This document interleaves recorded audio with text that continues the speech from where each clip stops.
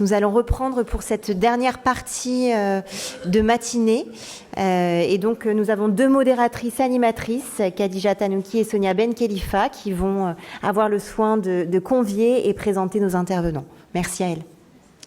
Alors, bonjour à tous.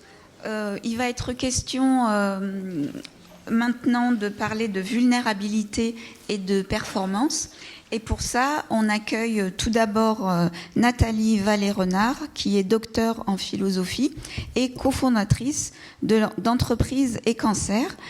Et elle va s'attaquer à une question épineuse, comment concilier performance et vulnérabilité. Donc c'est à vous. Merci beaucoup, bonjour à toutes et à tous et merci pour cette belle invitation. Alors, je vais vous proposer un pas de côté. Essayez déjà d'oublier que je suis docteur en philosophie et dites-vous que moi, j'interviens sur les terrains, au plus près des situations et c'est de ça dont je vais vous parler.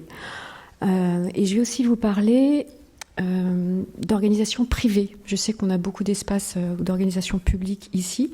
J'interviens majoritairement dans le privé, pas par choix, c'est juste que c'est comme ça. C'est pour ça que la question de la performance est très très présente dans mes interventions. Alors, j'accompagne les entreprises dans les situations dites délicates, dans la question des deuils, et particulièrement des deuils dans une équipe. Et donc, c'est de vous dont je vais parler ici. Et j'accompagne aussi toutes les situations délicates qui relèvent, par exemple, du retour au travail après une maladie grave, et je vais vous parler de la question du cancer. Au préalable, j'ai une question à poser. Je me demande depuis ce matin, combien y a-t-il de managers dans la salle? Qui peut lever la main? Waouh! Génial. Ouais, une grande majorité. Ça fait du bien. Merci beaucoup. Alors, si on parle du cancer, très concrètement, oui, je vous remets les pieds dans le sol. Le cancer, vous savez tous à peu près ce que c'est. C'est en tout cas une maladie grave qui fait encore partie des maladies dites tabous. On meurt maintenant d'une longue maladie, on meurt encore d'une longue maladie. Vous avez quelques idées autour du cancer. C'est une catastrophe intime, c'est la philosophe Claire Marin qui en parlait. On a des effets secondaires des traitements qui peuvent durer plusieurs années et en entreprise, ces effets secondaires sont particulièrement gênants quand on parle de fatigue, qui ne veut rien dire, mais de troubles cognitifs. Concentration, mémorisation, compréhension, apprentissage. Et si ça tourne pas bien dans votre tête quand vous bossez, ça devient quand même très très compliqué. Pour vous, bien sûr, et pour le manager, mais déjà pour vous. Et donc, on parle du maintien en emploi. Et ça, c'est bien sûr une question personnelle, mais c'est aussi une question collective, une question de solidarité, on pourrait dire comme ça. Et c'est au bénéfice de tous. Donc je me décentre du bénéficiaire pour parler management et personnes concernées.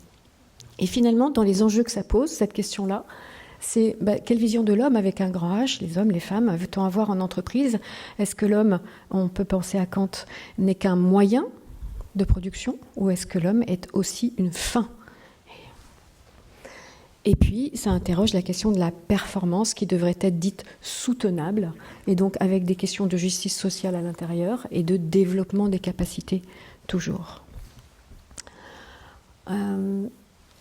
Avant de revenir là-dessus, ou avant d'aller là-dessus, moi je m'étonne qu'on puisse dissocier ou mettre en tension performance et vulnérabilité.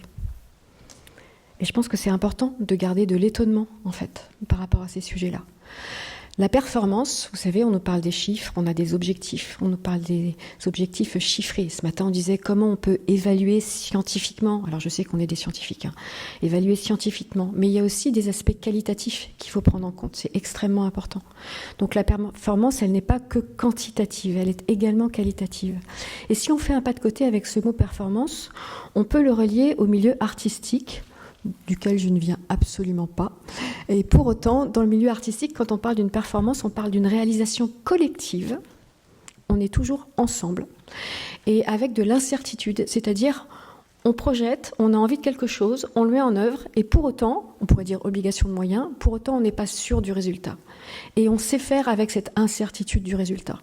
Et c'est peut-être ça aussi qu'il faut qu'on ait en tête dans l'idée de la performance, c'est revenir à l'obligation de moyens, humainement, et financièrement, je dois faire tout ce que je peux, ok. Mais le résultat, il y a un moment peut-être qu'il ne m'appartient pas complètement et que je ne peux pas être évaluée que là-dessus. Donc performance d'un côté, la performance, c'est pas un gros mot quand même dans les organisations, elle est nécessaire à la pérennité des organisations. Et pour autant, vulnérabilité, le latin vulnus, être soumis à la blessure, On a tous des vulnérabilités où nous sommes tous vulnérables. Et la vie, avec l'allongement de la durée de la vie, avec nos modes de vie aussi, la vie fait qu'on rencontrera dans nos existences des difficultés de santé, mais pas que. Il n'y a pas que la maladie qu'on peut placer en accident de vie. Quand on perd un enfant, ce n'est pas une maladie, et pour autant c'est complètement trash, on est bien d'accord là-dessus.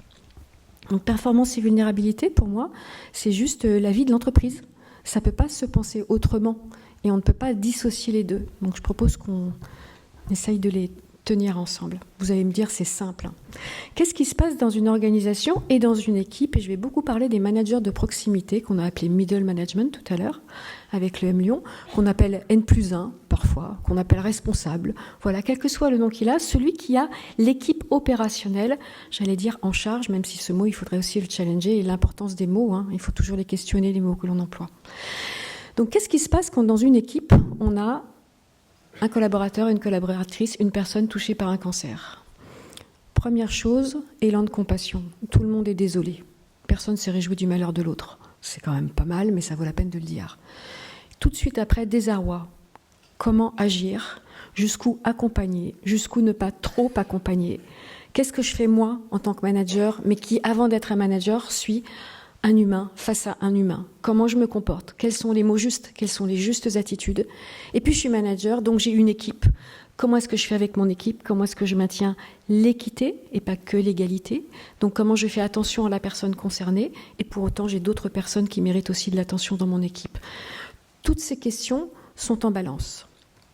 Quand j'ai co-créé Entreprises et Cancer, à la suite de la traversée de cette maladie, j'ai très vite dit aux entreprises qui font appel à moi, si vous pensez que la question du cancer, c'est que la question du retour au travail, vous vous trompez.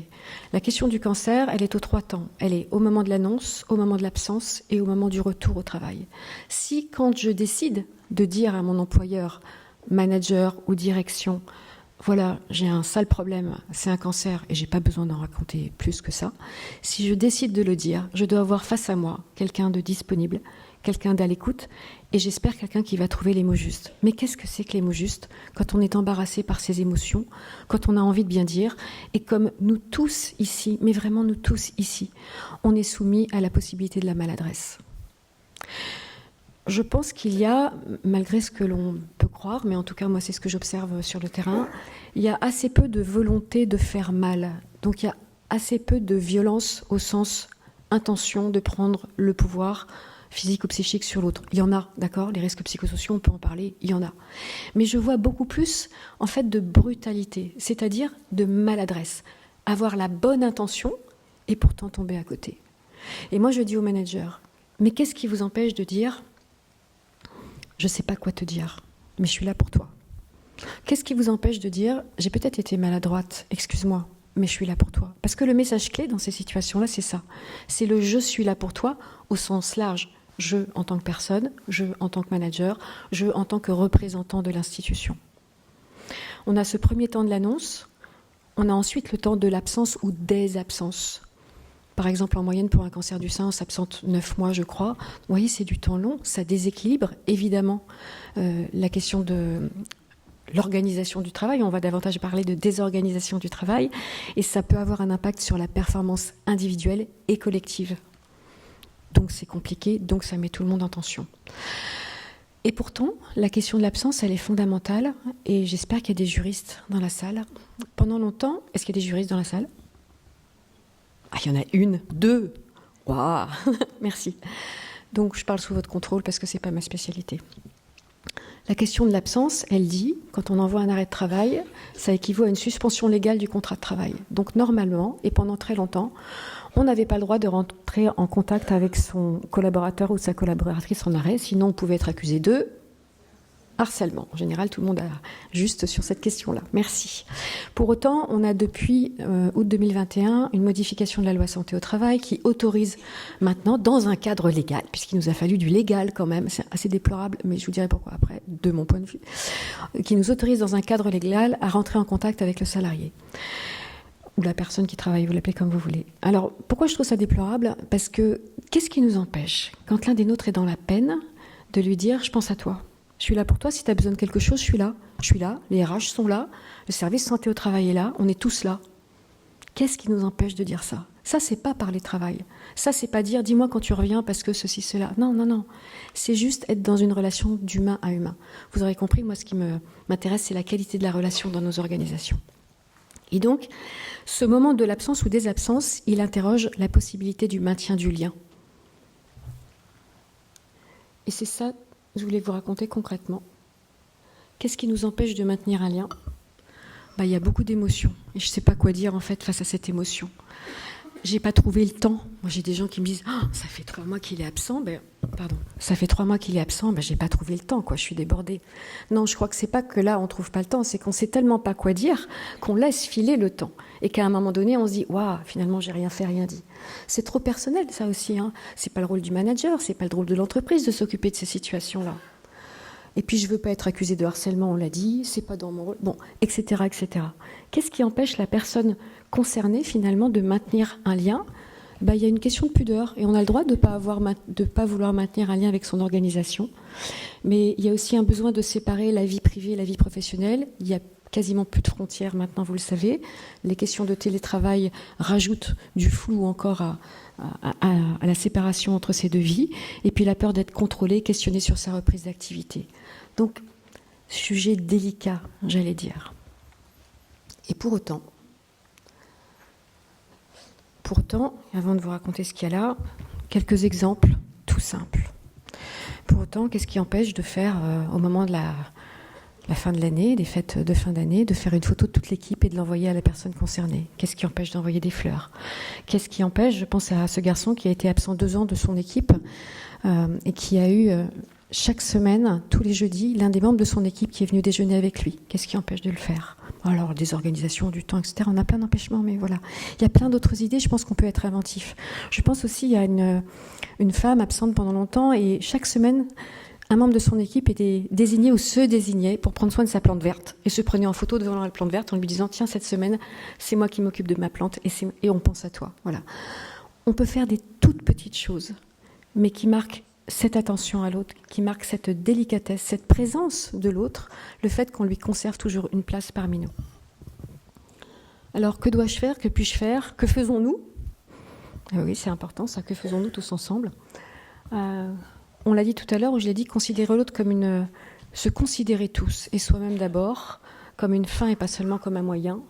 Et donc, interroger la loi, c'est vrai que c'est important. Que permet la loi dans ces moments-là ? Mais vous savez que l'éthique, c'est le dépassement de la loi. C'est regarder la loi, s'appuyer sur elle. Et Ricoeur dit bien qu'à un moment donné, c'est peut-être l'éthique qui va faire évoluer la loi. Donc ça, c'est quand même très important. Que puis-je faire ? Questionner le contexte, toujours, les acteurs, les enjeux. Le contexte, les acteurs, c'est pas seulement la personne concernée et son manager, c'est tous les collègues. On est tous concernés par ces situations délicates. Et je vous l'ai pas dit, mais en entreprise, quand j'interviens, on ne prononce jamais le mot éthique. Ça ne fait pas partie du vocabulaire courant. D'ailleurs, est-ce que ça fait partie de votre vocabulaire courant ? J'en sais rien.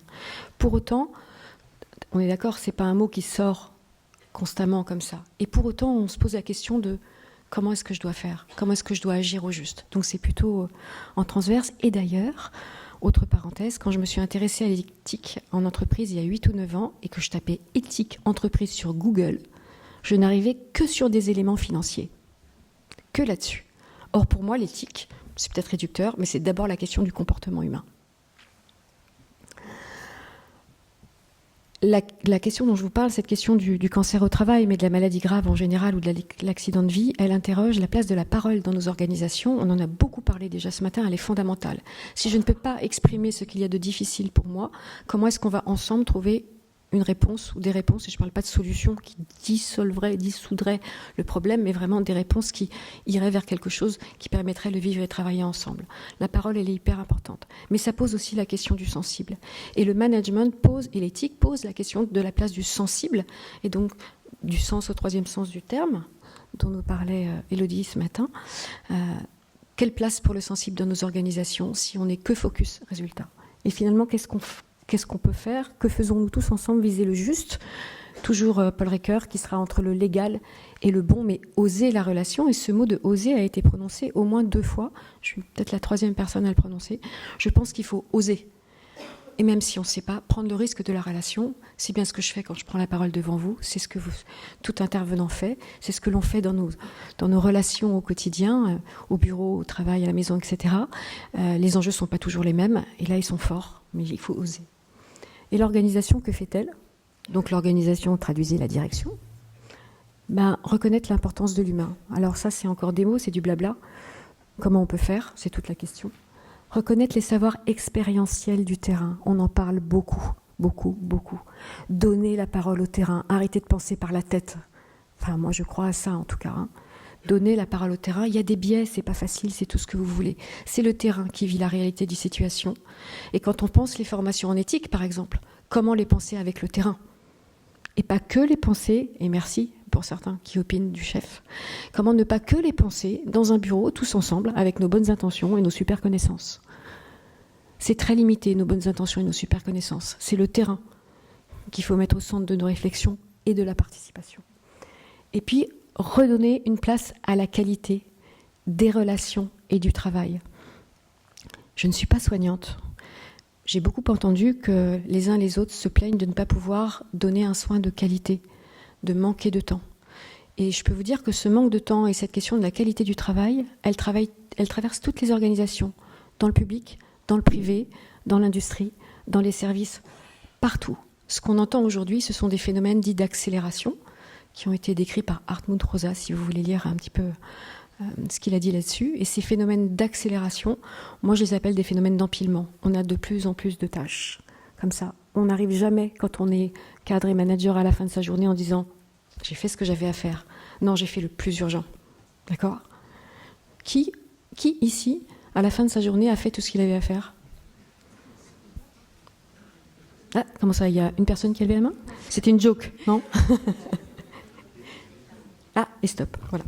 Et donc, avant de dire stop, merci, pour vous dire stop, un petit peu de douceur, je termine vraiment là-dessus parce que j'adore ce mot, je travaille beaucoup dessus, c'est la question de la délicatesse. Je vous laisse lire la phrase de Roland Barthes.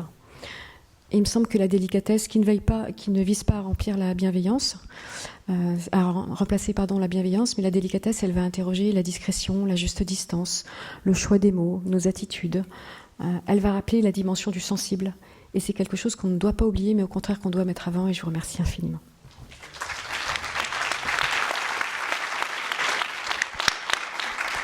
Donc, merci beaucoup Nathalie pour cette intervention assez inspirante. Maintenant, on va laisser la parole à monsieur Jean-Marc Charel. Je vous en prie. Donc, qui a de nombreuses casquettes. C'est un patient partenaire, représentant des usagers. Il est également président de la Fédération France-Rhin et administrateur de France Assos Santé. Et monsieur Charel va nous parler de l'intégration des usagers dans la conception des projets au sein de nos hôpitaux.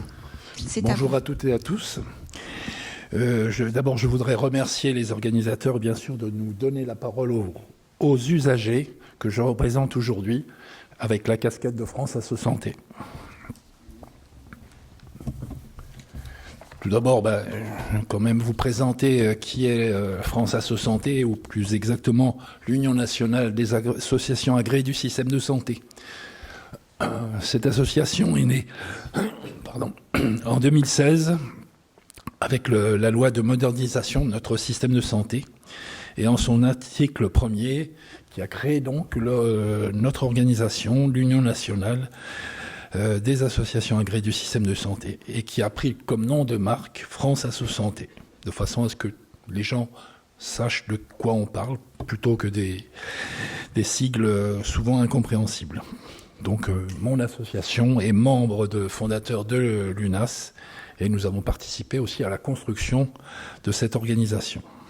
Donc les missions de cette union sont de donner des avis et de faire des propositions au pouvoir public sur le fonctionnement du système de santé.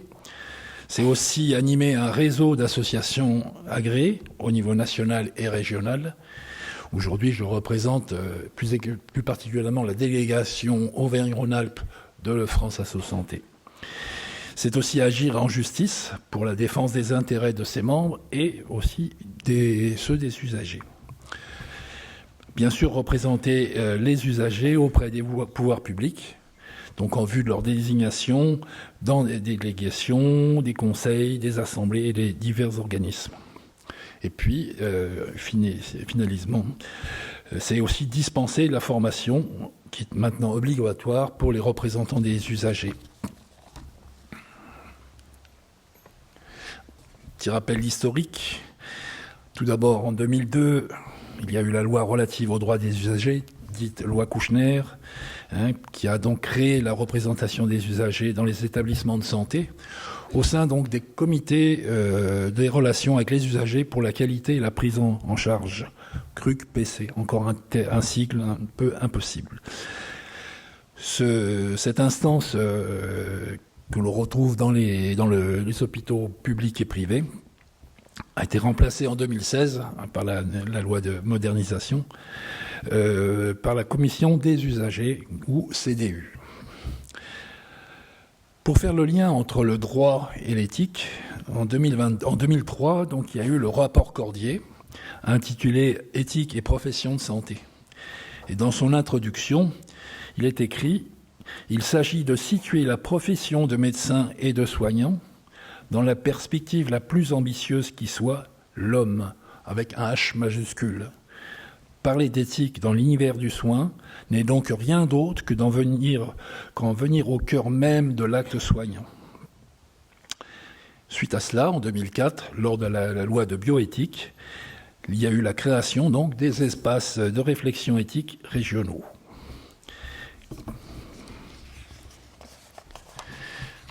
Pour continuer, on va parler de l'hôpital, puisque c'est un peu le thème de mon intervention. Depuis de nombreuses années, déjà, le système de santé présente des signes de faiblesse, même s'il est un des plus performants du monde. En 2020, la crise Covid vient frapper de plein fouet ce système de santé et surtout ses usagers. La perte de sens du métier, la non-reconnaissance, mais aussi la fatigue, voire l'épuisement, font qu'un nombre de professionnels changent d'orientation ou partent de l'hôpital, et ce malgré le Ségur. Bien sûr, ces départs ont affaibli les ressources humaines et ont aggravé la situation, notamment dans les professions paramédicales. Le professeur Clarisse en a parlé tout à l'heure de façon très explicite. Les finances du système de santé sont au plus mal du fait de l'alourdissement des charges après la crise, de l'accroissement du nombre de personnes à prendre en charge, mais aussi du manque de ressources humaines. Puis, il faut aussi rajouter que des choix politiques qui remontent aussi à des décennies n'ont pas arrangé les choses. Aujourd'hui, rien n'incite les jeunes à entrer dans ces professions médicales, pour qui il faut un équilibre entre vie professionnelle et vie personnelle. On constate aussi des déséquilibres entre diverses spécialités de médecine, et certaines font cruellement défaut. Des structures publiques et privées doivent s'organiser pour assurer la continuité des soins. Les hôpitaux se voient même contraints de mettre en place des plans d'attractivité pour attirer ou conserver leurs professionnels.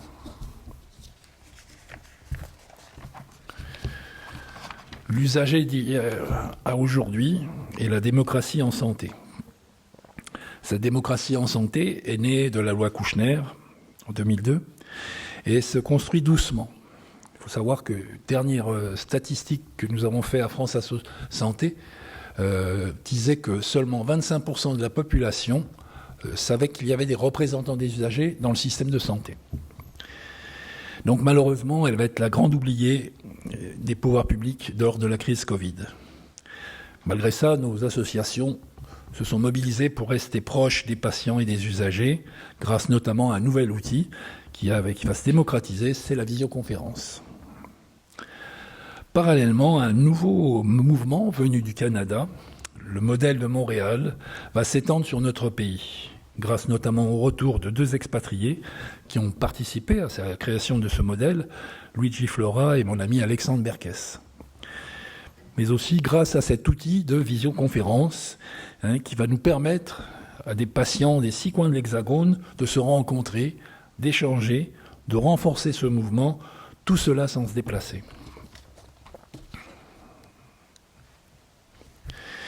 C'est également aussi un changement sociétal, du patient passif, qui a engendré le paternalisme, au patient actif, acteur de sa santé, faisant équipe avec ses soignants, mais qui aussi peut être actif pour la santé des autres, dans un esprit de partage d'expérience, et ça change la donne. On passe du faire pour au faire avec. Outre la représentation des usagers, née de la loi Kouchner, un nouveau type d'engagement voit le jour. C'est le partenariat de soins avec les patients, issu de ce fameux modèle de Montréal. Je voudrais présenter maintenant, dans les exemples d'intégration, 2 profils d'usagers qui montrent cette intégration au sein du système hospitalier. Tout d'abord le RU, alors RU pour représentant des usagers. Donc au sein de l'hôpital, il siège principalement en commission des usagers, mais pas que. Il est membre d'une association agréée du système de santé.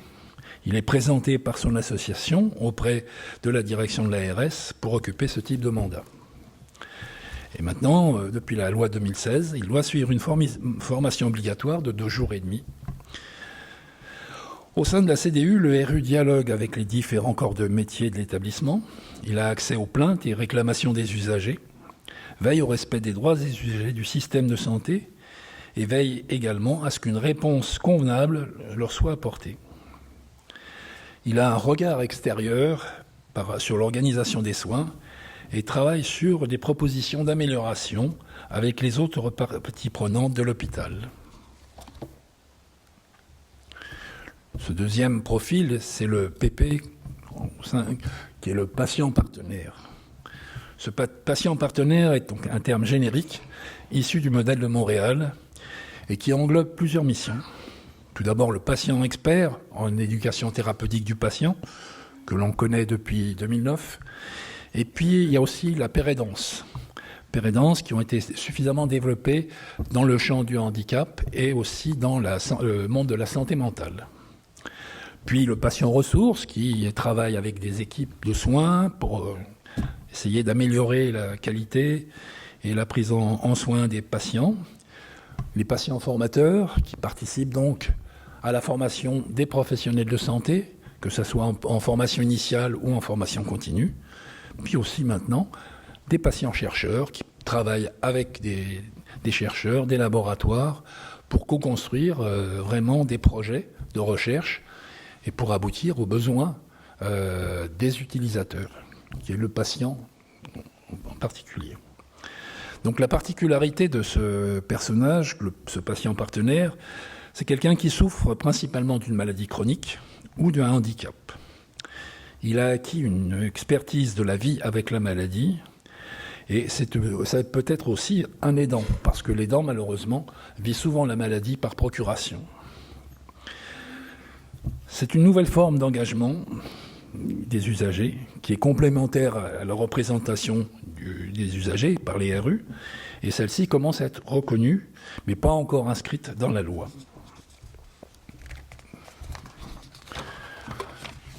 Je voudrais vous présenter maintenant 3 exemples d'intégration de l'usager. Tout d'abord, on est à Lyon, les Hospices Sylvie de Lyon. Les HCL ont fait le choix depuis 2019, donc ça fait 5 ans maintenant, d'intégrer l'expérience des patients pour construire des réponses adaptées en impulsant le dispositif PEPS pour Partenariat Expérience Patient en Santé.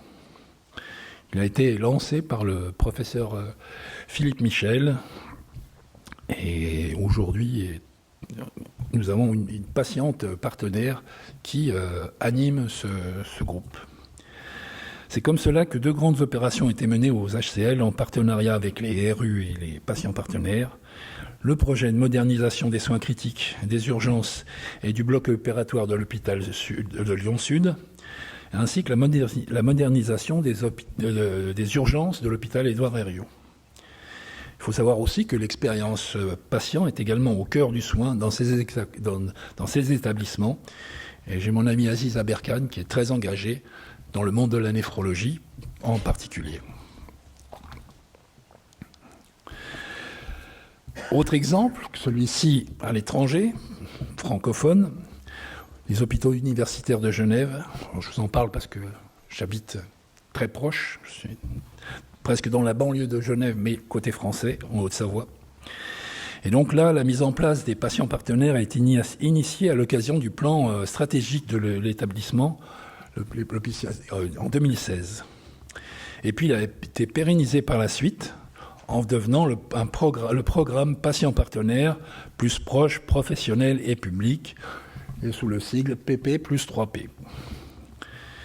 Depuis 2016, c'est plus de 600 patients et proches qui ont participé à plus de 1000 implications dans diverses activités en partenariat avec les professionnels. Et aujourd'hui, c'est une soixantaine de ces patients ou proches, partenaires, qui sont des membres actifs par leur fréquence de collaboration, par leur niveau d'implication en tant que co-décideurs, co-acteurs dans tous les domaines d'activité du partenariat. Pour terminer ces exemples, je vous parlerai de ce qui m'est le plus cher, à savoir au sein du GHT Léman-Mont-Blanc. Tout d'abord, donc, au centre hospitalier Alpes-Léman, le CHAL, dont mon ami André Dartic-Pérou vous a parlé tout à l'heure dans une question, qui était l'établissement support du GHT Léman-Mont-Blanc. Le patient partenaire, est inscrit déjà dans le projet d'établissement 2020-2024.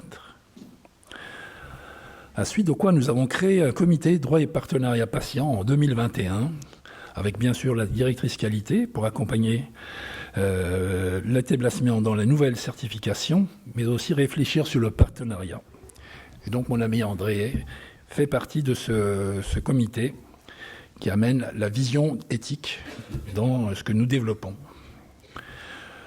Depuis 2022, personnellement, en tant que patient partenaire formé à l'ETP et au partenariat en santé, j'ai une convention de partenariat avec l'établissement pour intervenir dans le service de néphrologie qui est ma pathologie. Aujourd'hui, nous travaillons à développer le partenariat dans les trois établissements MCO du GHT. Et pour ce faire, nous co-construisons donc une formation sur la pérédance en collaboration avec France Asso Santé, le CEPRAL, qui est donc la structure d'appui régionale pour la qualité, et pour faire ces formations entre les professionnels et les patients partenaires. Bon, la reconnaissance des patients partenaires est déjà ancienne, sur le papier. Déjà en 2020, l'HAS a fait une recommandation, soutenir et encourager l'engagement des usagers. En 2023, toujours la HAS a fait un guide, renforcer la reconnaissance sociale des usagers dans leur engagement dans les secteurs socio-médicaux, socio-sanitaires. Le Conseil national de l'ordre des médecins a émis un rapport sur le partenariat patient. France Asso Santé a aussi émis un document qui est les différentes formes d'engagement des usagers en établissement de santé. Et puis en 2024, la DGOS et le ministère de l'Enseignement supérieur et de la Recherche ont émis également un rapport sur la participation dans la formation initiale des médecins, faisant donc écho à la loi Ma Santé 2022 qui a été publiée en 2018. Et pour terminer, l'Académie nationale de médecine a également émis un rapport et des recommandations sur le partenariat dans les maladies chroniques. À la suite du 4e colloque international du partenariat patient, du partenariat de soins avec les patients, qui s'est tenu fin septembre à Lyon, des recommandations vont être adressées au ministère de la Santé pour faire reconnaître officiellement les patients partenaires. Nous n'avons plus le temps, désolé. Je vous laisse conclure par une dernière phrase, merci. Pardon ? Je vous laisse conclure par une toute dernière phrase, nous avons dépassé le temps. Donc il y a également un de notre document qui... Vous voyez, pour revenir un petit peu au management, donc il y a une expérience, l'Institut français de l'expérience patient, l'IFEP, qui a fait un parallèle entre le monde de l'entreprise et le monde de la santé par la symétrie des attentions. Ce qui veut dire que c'est porter attention autant à ses clients qu'à ses salariés Et c'est un management éthique, nouvelle voie du management en santé. Et moi, je dis que des soignants bien dans leur basket, ce sont des patients bien pris en soin, écoutés et accompagnés. Et les patients n'en demandent pas plus. L'expérience partagée des patients et des professionnels de santé est un vecteur de changement culturel et organisationnel. Merci beaucoup. Voilà.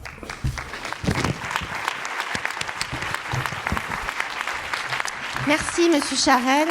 Je vous laisse vous asseoir, nous rejoindre. Merci, Nathalie.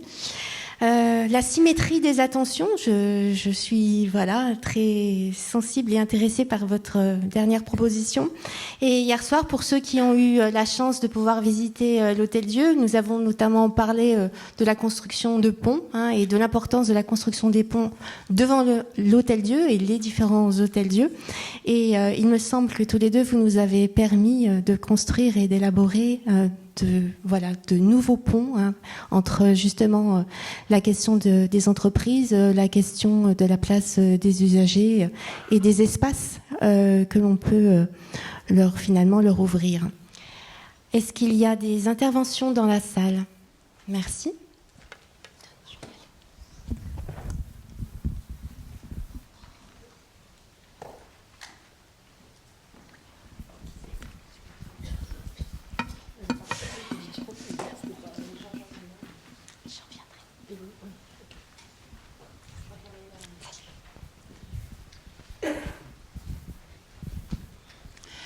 Oui, bonjour. Je change de casquette. Je prends ma casquette de patient et je vous remercie, madame, pour ce que... Je suis tout à fait au dernier rang. Et je vous remercie pour ce que vous avez dit sur le cancer. J'en ai vécu un. J'ai une grosse nuance avec vous. Vous avez supposé qu'il y avait forcément une absence. Il n'y a pas forcément une absence. Et la présence au cours du traitement... et j'ai quelques exemples que je pourrais vous citer, me paraît quelque chose de tout à fait important, en particulier psychologiquement pour les patients, et que continuer son activité lorsqu'elle est possible, c'est pas tous les cancers qui le permettent, mais notamment ceux qui sont pris en charge par des chimiothérapies, ce qui était mon cas, c'est quelque chose de très important pour le patient aussi, de maintenir son activité, et d'être soutenu dans ce cadre-là. Je vous remercie, monsieur. Alors, je pense que j'ai repéré où vous étiez parce que, merci, c'est gentil de lever la main comme ça. Oui, je suis complètement d'accord avec vous et on sait aussi que, par exemple, dans le cas de certains cancers détectés très tôt, on peut continuer une activité professionnelle et souvent, les personnes demandent à poursuivre cette activité, en fait. On s'est aussi aperçu que nombre de personnes en arrêt maladie poursuivaient un petit bout d'activité, pas à la demande de l'employeur, mais parce que c'est une question de conserver une place, une utilité sociale, de penser à autre chose qu'à la maladie. Et certains d'entre nous qui sommes chercheurs et qui passons du temps sur le terrain aussi, allons essayer de faire bouger la loi en ce sens. Voilà, ça commence à bouger. Mais merci pour la nuance que vous avez apportée, monsieur. Oui, bonjour. Georges-Henri, moi je suis directeur juridique usager au CHU de Grenoble. C'est une question à l'attention de monsieur Charret. Merci pour votre intervention. Vous avez décrit la progression de l'intégration des représentants d'usagers au sein des hôpitaux et en contact avec les équipes de soins.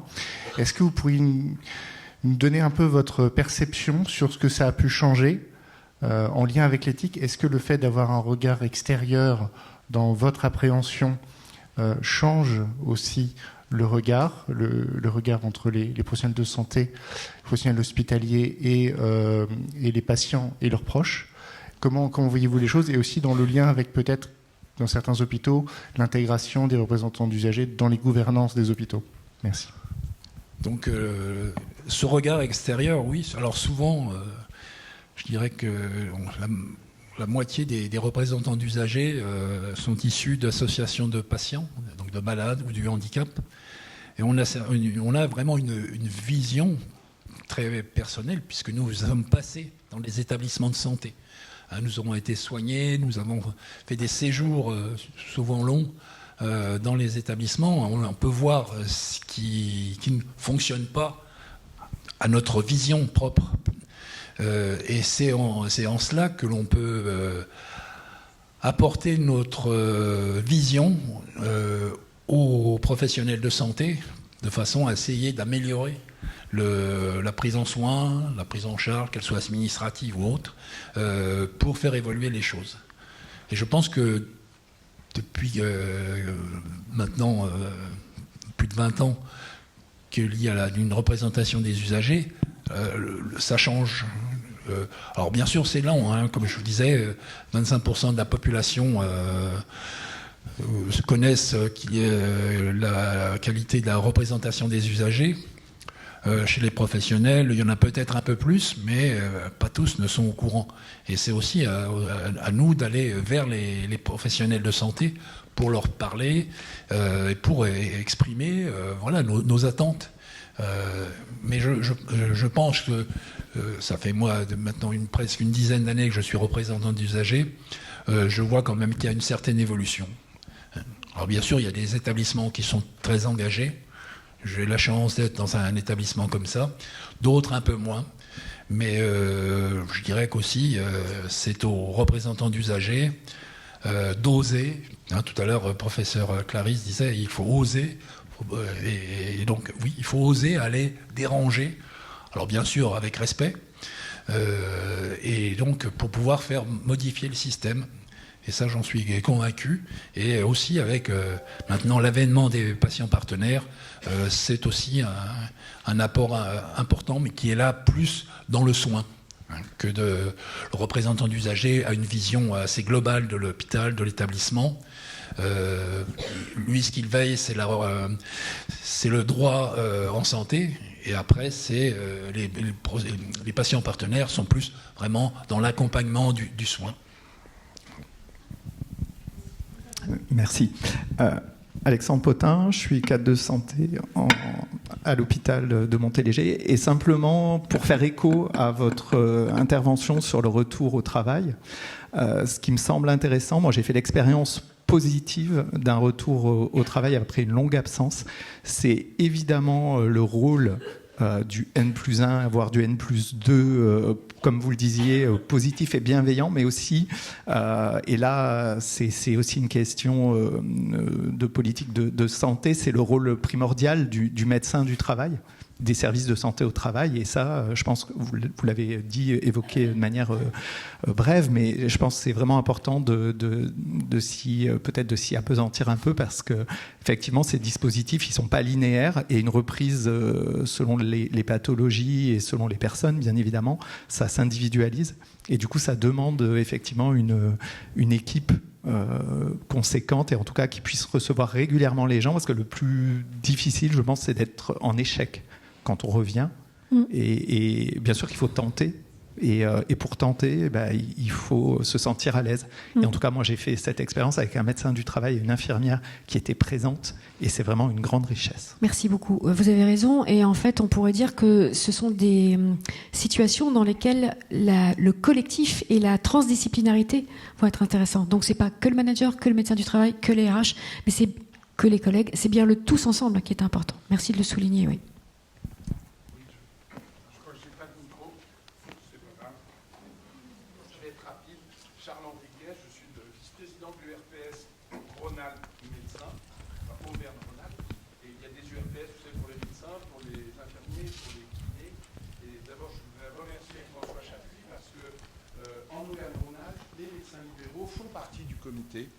Et je pense que c'est effectivement très important. Je suis heureux d'intervenir à la fin de la table ronde sur la performance et la vulnérabilité, parce que je pense que les soignants que nous sommes, que nous soyons salariés ou libéraux, on est dans cet espace de vulnérabilité face à une performance qui nous est demandée sans cesse. Et j'ai envie de dire, on pourrait peut-être essayer de faire du lien vital qui ne soit pas que pour les patients, mais aussi pour les soignants. Parce que je suis maître de stage universitaire, c'est-à-dire que j'accueille des internes, et les jeunes se posent la question de l'installation. Nous avons commis une enquête à l'URPS, l'attractivité de la profession de médecin, mais il n'y a pas que la profession de médecin. L'attractivité est en baisse dans nos jeunes générations. Donc comment pourrions-nous réfléchir ensemble au prendre soin, en ce qui nous concerne pour nous, des internes, mais des étudiants kinés, infirmiers, pour qu'ils aient envie. Et puis, juste une petite parenthèse, j'ai presque eu envie d'aller travailler à l'hôpital, parce que quand on voit les ressources humaines qui s'occupent des soignants, on pourrait en rêver en libéral, où finalement on est assez seul quand on a affaire à une maladie grave, une cessation d'activité, toutes ces choses-là. Merci monsieur pour votre question très pertinente aussi. Alors évidemment, j'ai pas la réponse. En revanche, on peut prendre un petit café si vous voulez, on en discute. Ce serait trop long. Ravi en fait. pour un café. Oui, avec plaisir. Je crois qu'il y a une autre question peut-être. Non, il n'y en a plus. Nous sommes vraiment... Voilà, ce sera la dernière. Je vous laisse récupérer un micro.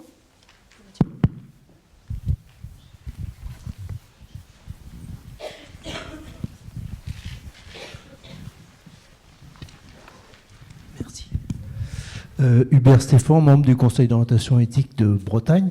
Je voulais simplement ajouter un petit point que vous n'avez pas tous traité, c'est quand il y a une personne vulnérable, il y a à côté des proches aidants qui sont aussi vulnérables, si ce n'est plus vulnérables. Merci. C'est une grande question pour les entreprises aujourd'hui. L'aidant, le proche aidant, c'est une question de santé publique, c'est une question dans les organisations qui est de mieux en mieux appréhendée. Je pense qu'il faut juste saluer ce mouvement d'ouverture au sujet. C'est pas parfait, ce sera jamais parfait, mais en tout cas, dans les plus grandes organisations, on prend ce sujet à bras-le-corps. Voilà. Je pourrais vous donner plein d'exemples, mais j'ai pas le temps. Merci en tout cas pour avoir rappelé la présence de ces proches aidants qui nous sont bien utiles. Merci à tous. Nous nous retrouvons à 14h.